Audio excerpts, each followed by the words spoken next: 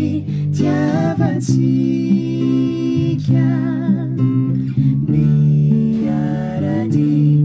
ampanary ka nihira tsara indrindra no kalokoao ny vetsom-poko tiana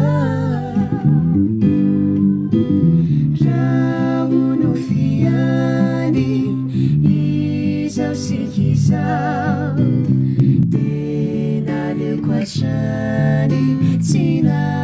hararara sangi fiti deli sambacha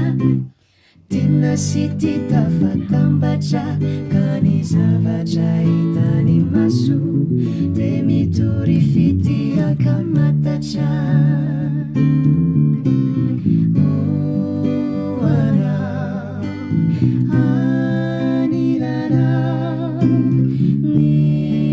Vetsom-poko tiana